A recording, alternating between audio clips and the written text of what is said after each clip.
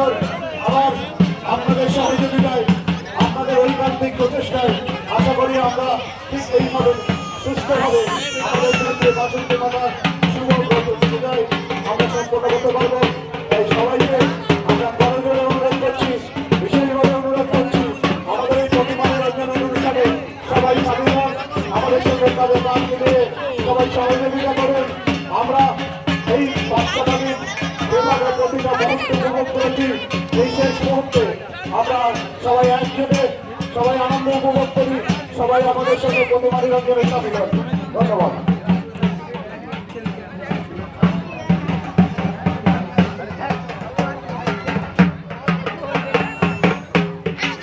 চলছে আমাদের প্রতিমা নিরঞ্জনের বিশেষ পর্ব।